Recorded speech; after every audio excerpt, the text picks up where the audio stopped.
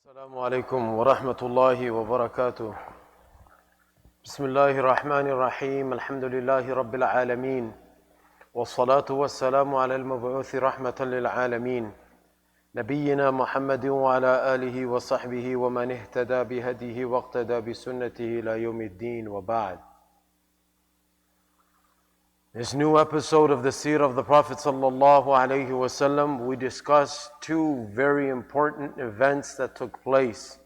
One, the Brotherhood, the Muwakhat that was established, the bond between the Muhajirun and the Ansar. And two, the inception of the Adhan. That Adhan that we hear today all over the world by the mercy of Allah subhanahu wa ta'ala. In many countries on loudspeakers, and in other countries not so. And by the mercy of Allah, this year, for the first time, I believe, in the history of Canada, we were allowed to, during the month of Ramadan, exclusively for the adhan of Salatul Maghrib, we were allowed to give the adhan and let it be heard on the loudspeaker, even outside of the masjid. So these two themes, or these two topics will be discussed. Number one, the Brotherhood. Those Sahaba who had made hijrah from Makkatul Mukarramah to Madinatul Munawwara, they had left behind their homes, they had left behind their wealth, they had left behind their properties. Many of them had been separated from their families. They had undergone untold, unprecedented agitation. They had been made to undergo hardship and difficulty. And so when they came to Madinatul Munawwara, Rasulullah sallallahu alayhi wasallam, he encouraged those that were in Medina, those that are known as the Ansar of Medina, those who were the helpers of Rasulullah sallallahu alayhi wasallam. They were encouraged by Rasulullah sallallahu alayhi wasallam to assist and to aid and to show kindness and compassion and mercy to those who had migrated to them from Makkatul Mukarramah. And now the Ansar, the amount of compassion and kindness and generosity with their wealth, generosity with their property, generosity with their homes. And though this may seem very far-fetched to many of us, generosity with their wives. One of the Ansar would tell his Muhajir brother. So Rasulullah sallallahu alayhi wasallam had coupled one from the Muhajirun, Muhajir, those who have made hijrah from Makkah to Medina. So one of them would be partnered up and coupled with an Ansari, one of the residents of Madinatul Munawwara from before. When the Ansari was given the Muhajir to aid and assist, not only would he offer him, if he had two businesses, you can have one of mine. If I have two homes, you can have one of mine. If I have two or more wives, this was common during that time, and it's been common. Only today, unfortunately, are the practices of the sunnah being looked down upon. Nevertheless, if you had two or you had more than one wife, he would tell the Ansari, I have one, I have two. I keep one for myself, the second one I divorce. And after she spends her iddah, the waiting period prescribed by Allah, she is yours to marry. This may seem like something ludicrous, something crazy, but this is the Ansar of Medina in their unprecedented generosity to the Muhajireen who have made hijrah from Makkah to Medina. Allah subhanahu wa ta'ala praised the Ansar in the Holy Quran. وَالَّذِينَ تَبَوَّأُوا الدَّارَ وَالْإِيمَانَ مِنْ قَبْلِهِمْ يُحِبُّونَ مَنْ هَاجَرَ إِلَيْهِمْ. They loved those who had made hijrah to them. The Prophet ﷺ said, the hadith of Sahih Muslim, لو سلك الناس واديا وسلكت الأنصار واديا لسلكت وادي الأنصار. All the people take one route, take one path, but the Ansar take another path. I would take the path of the Ansar. The Prophet ﷺ said, Sahih Muslim, he said, لولا الهجرة لكنت امرأ من الأنصار. Had there not been this whole hijrah, migration from Makkah to Medina, I would have loved to be from amongst the Ansar as well. So what they did is historical. The amount of generosity, compassion, mercy, love. This, Rasulullah ﷺ, in being the greatest genius the world has ever seen, this amongst the great wisdoms behind this bond of brotherhood between the Muhajirun and the Ansar was so that this great amount of agitation and oppression and being forced to exile that the Muhajireen have experienced, how that could, so to say, be replaced with love and compassion coming to you from your brothers. And boy, did they do such an amazing job that the Muhajireen would come to Rasulullah sallallahu alaihi wasallam and say, Ya Rasulullah, they did everything. They took such amazing care of us. They gave us their wealth, their property, this, that, and the other. They've taken all the reward for themselves. What is left for us? They've taken all the reward. We're left with nothing. Rasulullah sallallahu alaihi wasallam said, no, you make dua for them. Allah Ta'ala will reward you. Don't underestimate the power of making dua. Because one dua that you or I make for anybody who does anything for us materialistically from the things of this world is far greater in its weight. If Allah accepts that one dua alone, that dua pertaining to the life hereafter, it is greater than all the wealth this world has to offer. Aisha radiallahu anha, this was her practice. Whenever anybody would come to her, any beggar would come to her, the beggar would come, and after Aisha radiallahu anha would give them whatever it is that she had with her at the time, and her generosity almost knows no bounds. Aisha radiallahu anha would, with her generosity and grace, favor the beggar, and then the beggar would make dua. After the beggar would make dua, Aisha radiallahu anha would make the same dua for the beggar first and then give them whatever it was she was going to give them. So somebody asked Aisha radiallahu anha why. She replied, because if I only give them whatever it is that they need from me or whatever it is that I have to offer at the time, then what they've done for me surpasses, is greater than whatever I'm giving them. That dua that they make for me is greater than whatever it is I give them. So first I recompensate their dua in exchange for a dua that I make for them. And then on top of this, I give them something else. Don't underestimate the power of dua, the weight that it holds. One accepted dua by Allah related to the akhirah success, eternal success, is greater than whatever this world has to offer. So nevertheless, Rasulullah ﷺ establishes this brotherhood. And this was to make it known to everyone, whether you were the rich class or the poor class. The poor would be coupled up and partnered with the rich, and the rich would be partnered with the poor. The educated with the non-educated, and the non-educated with the educated. Those who were fortunate were partnered with those who were unfortunate, and those who were unfortunate were partnered with. The reason why I'm saying it also vice versa is because you have either a Muhajir or an Ansari. The Muhajir can be the fortunate one or the unfortunate one, or the Ansari can be the fortunate one or the unfortunate one. Rasulullah ﷺ wanted to make it known to one and all sundry that we are all equal. If you want to know who's great, it's not the wealth that makes you great. It's not your position or post in this world that makes you great. Inna akramakum indallahi atqakum. Want to know who's great in the eyes of Allah? Is the one who possesses the quality of taqwa. The one who fears doing that which Allah doesn't want him to do, and the one who does what Allah wants him to do, as per the definition by Hasan Basri rahimahullah. So, Rasulullah sallallahu alaihi wasallam established, this isn't the first time that this bond of brotherhood, this muwakhat was being established by Rasulullah sallallahu alaihi wasallam. No, this is the more common, or this is the more famous one. This was also done in Makkah between the Muhajireen and the Muhajireen. Those who were in Makkah al-Mukarramah, Abu Bakr radiallahu anhu was partnered with Umar bin Khattab radiallahu anhu. And then Ali radiallahu anhu asked, Ya Rasulullah sallallahu alayhi wasallam, who is going to be my brother in this brotherhood? Rasulullah ﷺ replied, I will be your brother. And just a few names of a few others as well. Az-Zubayr radiallahu anhu was partnered with Abdullah bin Mas'ud radiallahu anhu. And Abu Bakr radiallahu anhu, like I said, with Umar bin Khattab radiallahu anhu.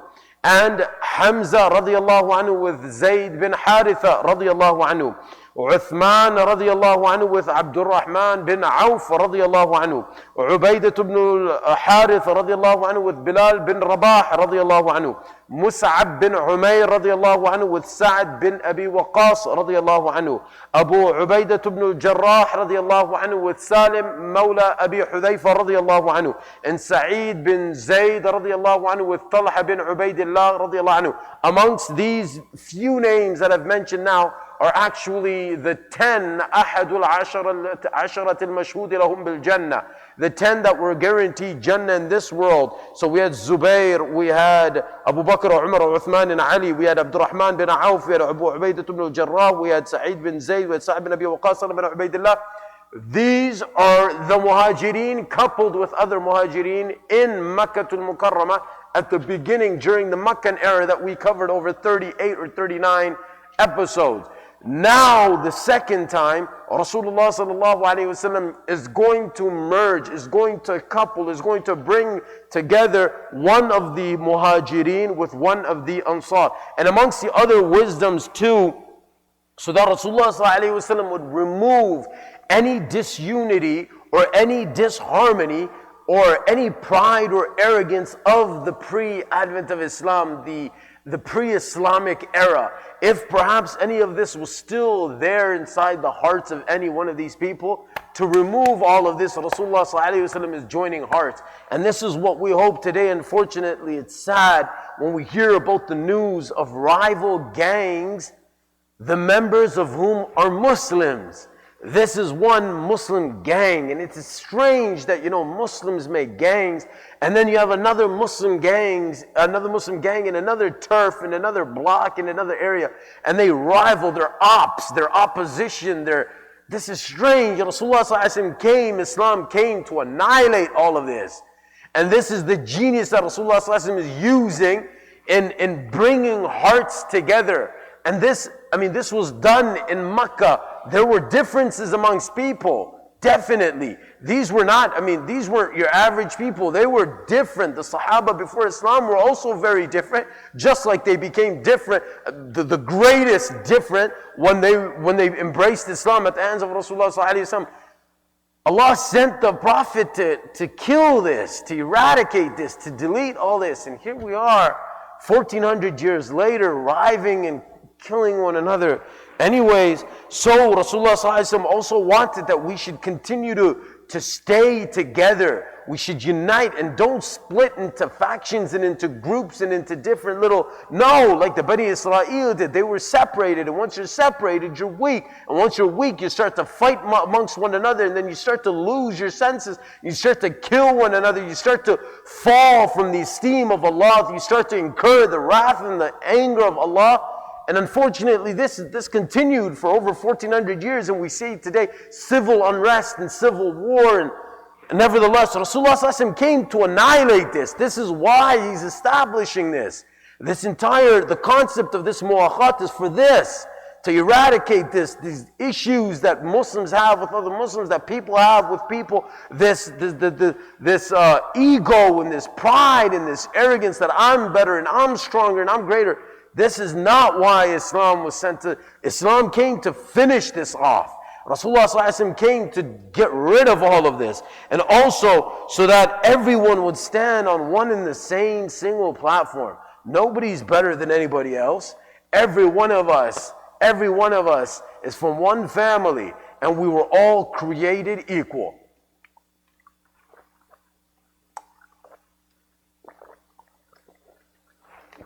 Excuse me.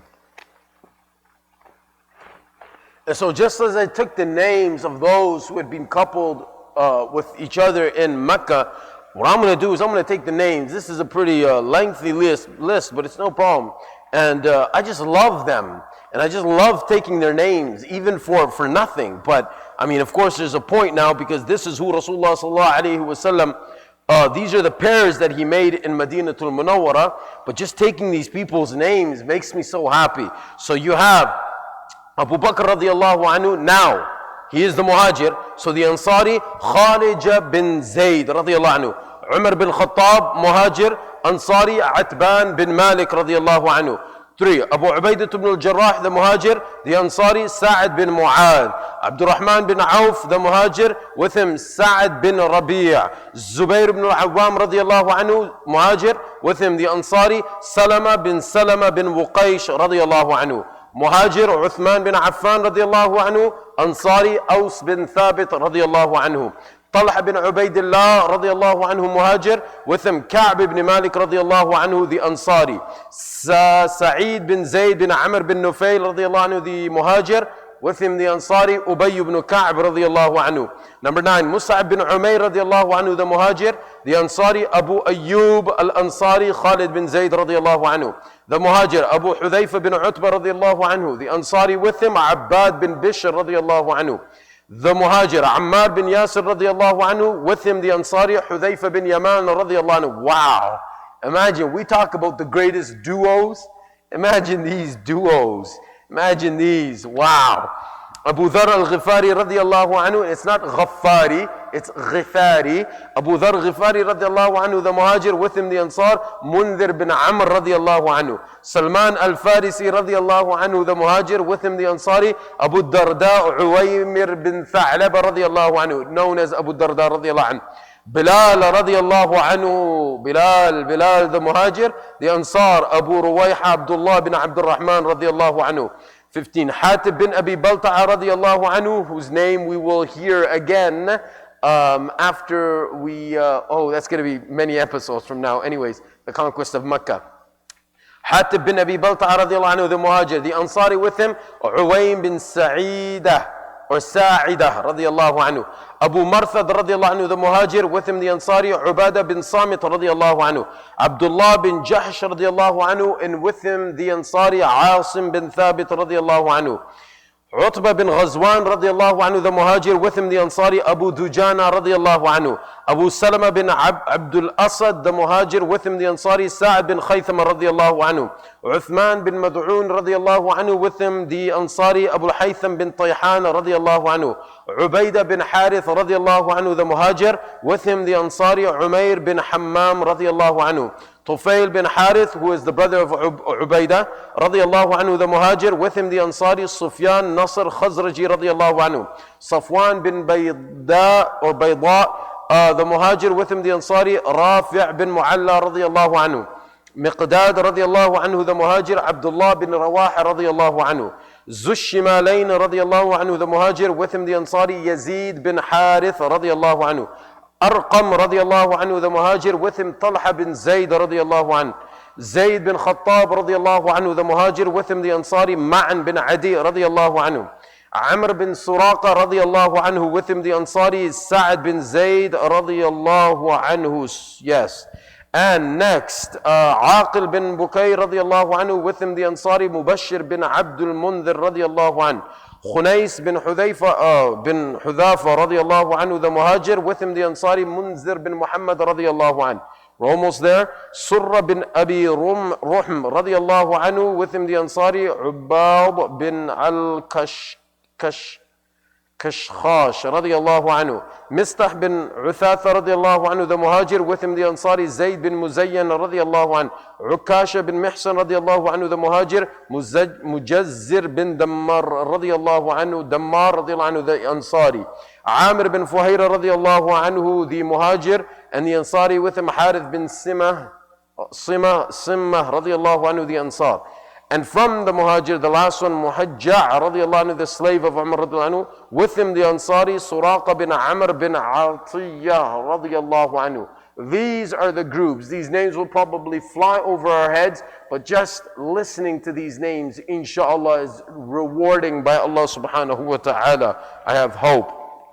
Nevertheless, so these Sahaba, the Ansar, they offered their sacrifices, they offered their generosity in their orchards, and like I mentioned earlier, their wives, They did not love anybody. Any Ansari did not love anyone more than that Muhajir brother that was appointed to him by Rasulullah sallallahu alaihi wasallam. Their compassion, their dedication, their devotion was all given to those Muhajireen that had come from Makkatul Mukarramah to Madinatul Munawwara.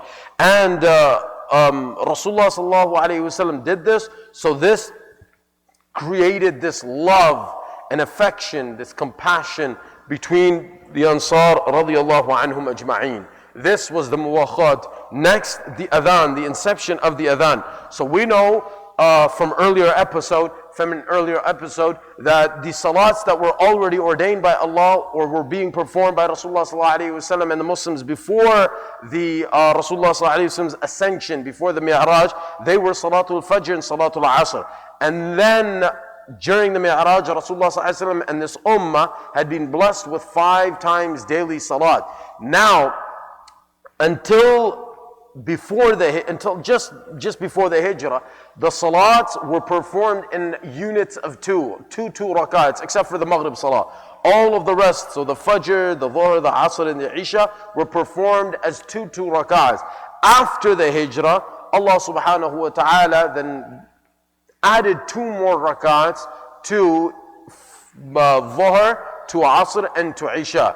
And for the travelers, the 2 remain 2, but for those who weren't traveling, then Fajr is 2, Dhuhr is 4, Asr is 4, Maghrib is 3, and Isha Salah was also added to, so it was 4 rakats. Now, what the people would do when the Salah time would enter is that they would gather. They would naturally come together the moment the time for Salat had set in. Rasulullah sallallahu alaihi wasallam wanted, it was his desire, that perhaps we should have something that indicates and a signal as a call to the prayer. So he convened a meeting with the Sahaba radiyallahu anhum. And the Sahaba radiyallahu anhum gave their opinions. Some gave the opinion, or perhaps one of them gave the opinion, that something which in Arabic is called the naqus, something that resembles the bell which is used by the Christians, something of that, the chiming of the bell should take place, as a result of which the people can gather. Rasulullah sallallahu alaihi wasallam asked for more opinions. Others said we can use the buq. So we have the nasuq and the naqus, and we have the buq. What is the buq? The buq is something that resembles a trumpet or a horn, a bugle. Rasulullah sallallahu alaihi wasallam didn't approve of either one of these 2 opinions simply because they had resemblance, mushabat, with the practices of the others. As for the naqus, the bell, that's similar to what the Christians use. That's how they, when it's time for their mass or their worship, their service. And then as for the buq, the bugle-like or the trumpet or the horn, that's what the Jews use.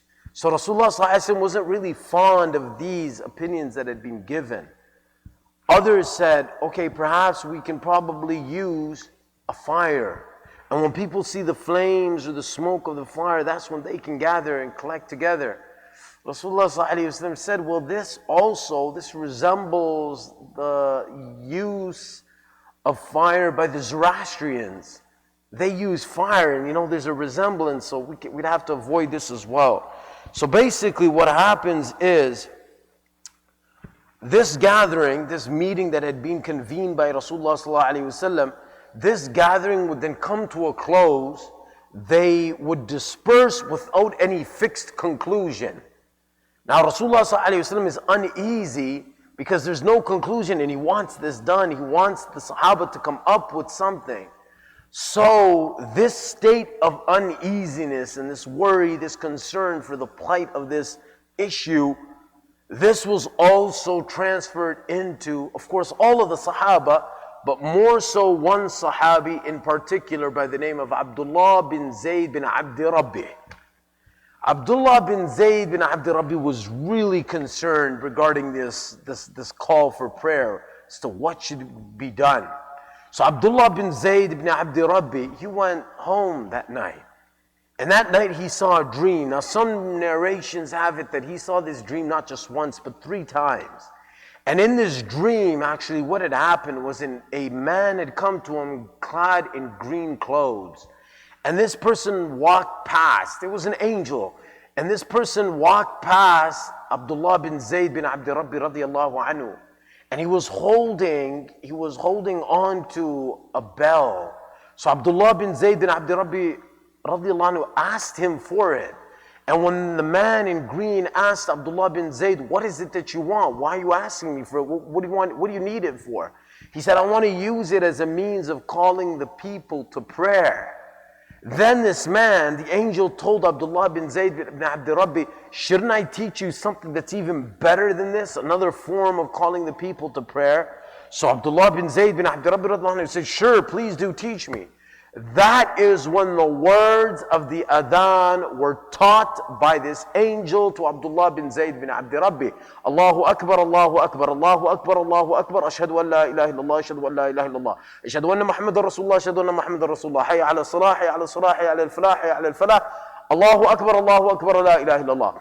This is the dream that he had seen 3 nights in a row. In one narration we find that this person that was clad in green clothes came to Abdullah bin Zayd bin Abdi Rabbi. He actually climbed a wall, and after getting up the wall, he gave the adhan twice with these words, and then after this he gave the iqamah twice as well. And that is where Abdullah bin Zayd bin Abdi Rabbi learned the words of the adhan as well as the iqamah. But going back to the first narration, Abdullah bin Zayd then heard the words of the adhan and then was instructed by this man that was clad in green clothes that after saying Hayya ala salah, Hayya ala al-falah, for the iqamah, the lesson or the call that is made, the shorter version of the call that is made right immediately before the prayer, before we stand in congregation, for the iqamah, he would have to add قَدْ قَامَتِ الصَّلَاةِ قَدْ قَامَتِ الصَّلَاةِ twice. So Abdullah bin Zayd bin Abdi Rabbi radiallahu anhu. Now remember, Abu Bakr radiallahu anhu has seen this dream. A few others have seen this dream. I kind of spoiled it, but he goes to the Prophet ﷺ the next day. And he says, Ya Rasulullah, I've seen this dream. And he relates the entire dream to the Prophet ﷺ. The Prophet ﷺ tells him, Insha'Allah, this is a pure dream. This is a true dream. Now we need to understand, when the Prophet ﷺ said Insha'Allah here, it isn't that Insha'Allah that's a conditional clause. If Allah wills, it's a true dream. No, that wouldn't even make sense, to be honest. Sometimes Rasulullah ﷺ used Insha'Allah for tabarruk, to acquire blessings from Allah. The Prophet ﷺ, now let me tell you this, when he was on that night journey with Jibreel alayhi salam, the Mi'raj, the Isra and Mi'raj, when he went up, Jibreel alayhi salam had given the adhan, and Rasulullah ﷺ had heard the adhan. According to one narration, another narration, it was another angel, or it was an angel that gave the adhan. So Rasulullah ﷺ had already heard the words of the adhan beforehand. So when Abdullah bin Zayd narrates his dream to him, he knows, I've already heard this dream. I mean, the words that you've heard in your dream of the adhan, I've already heard these words from Jibreel. And that was when Jibreel alayhi salam then pushed me forward and asked me to lead the prayer in front of the angels. And then we know he led the prayer in front of all of the prophets as well. So Rasulullah said, Insha'Allah, meaning, like this is to seek blessings from Allah subhanahu wa ta'ala. This is a good dream. And then he tells Abdullah bin Zayd, now you go and teach these words, the same exact words to Bilal bin Rabah radiallahu anhu, and ask him to give the adhan. Because Bilal has a louder voice than yours. And this is the purpose. We want to attract people. We want people to come. We want people to hear these words. And Bilal radiallahu anhu is a loud voice. And this is the same Bilal who used to proclaim Allah's oneness when he was being dragged in the streets of Mecca. Well, guess what? That same Bilal is being honored as the first mu'adhin in Islam, now proclaiming Allah's name with honor and dignity. Allahu Akbar. Nevertheless, so Rasulullah sallallahu alayhi wasallam, he instructs Abdullah bin Zayd, you teach Bilal radiallahu anhu these words, and then you teach him, and then Bilal radiallahu anhu learns these words, and then he calls the adhan. And as he's calling the adhan, Umar bin Khattab radiallahu anhu, he hears these words. And he just got up and he starts hastening. He's quickly running to the Prophet ﷺ, and he's just carrying his garment behind him. He says, Ya Rasulullah, these are the same words that I had also heard and saw in my dream. These are the same words. And then the Prophet ﷺ said, so Allah be praised. Allah be praised. Bilal is giving the adhan. Abdullah bin Zayd saw this dream. Abu Bakr radiallahu anhu has seen this dream according to another narration. Umar bin Khattab radiallahu anhu, we know from this narration, he saw this dream. According to some narrations, 10 Sahaba had seen this dream. So Abdullah bin Zayd was the first to narrate it, so the credit goes to him. But 10 Sahaba, after that meeting that Mashura had convened, in which Rasulullah ﷺ asked the Sahaba about coming up with this method of calling people to prayer, 10 Sahaba had seen this dream. Nevertheless, Umar radiallahu anhu came to Rasulullah ﷺ, and then that's what happened. So, generally, the words that had come to Abdullah bin Zayd, these words of the adhan, these came to us through a dream. We would not make this such a great thing in Islam. These are the same words 1400 years and until the day of Qiyamah that will be called as when the call for prayer is made. We couldn't say that, wait, this was only a dream that was seen by a Sahabi. Had it been a prophet, we know prophets' dreams are divine, they're divine revelation. But this was a Sahabi. How is it possible for us to make reference from the dream of a Sahabi for something so great? Very simple. Rasulullah ﷺ endorsed this dream of the Sahabi. And these are the same words that Rasulullah ﷺ had heard when he went up on the Mi'raj as well. And these words of the adhan are extremely special. The three basic fundamentals of Islam and the three common principles with which every single prophet was sent into this world. Number one, Tawheed, belief in the oneness of Allah. Number two, Risala, prophethood. And number three, Akhirah, the life hereafter. All three of these. So when we say Allahu Akbar, Allah is greatness. Ashhadu an la ilaha illallah, belief in His oneness, that there's nobody that deserves to be worshipped, and I bear witness except Allah. Ashhadu anna Muhammadur, so that's Tawheed. Ashhadu anna Muhammadur Rasulullah, I bear witness Muhammad sallallahu alaihi wasallam is the messenger of Allah. This is Risala. Risala, prophethood. And then Hayya ala salah, Hayya ala al-falah. Come to salah, come to success. Success, real success is the success of the life hereafter. So all three of these have been covered. These words of the adhan, though they may be very few, are so rich. They are so powerful and weighty to Allah subhanahu wa ta'ala. Now the adhan that Abu Hanifa rahimahullah and the iqamah is the adhan of Abdullah bin Zayd radhiallahu anhu, and we know Abu Bakr radhiallahu anhu, Umar radhiallahu anhu, they'd all seen it. So this is the one that we use. This is just a little academic, but we'll add it anyways. So we have this adhan, whereas the Shafi'is have a different iqamah, and the iqamah that they use is from the hadith of Abu Mahdura radhiallahu anhu, and the adhan, they use the hadith of Abu Mahdura radhiallahu anhu. Nevertheless, that has 19 words, whereas ours has 15 words.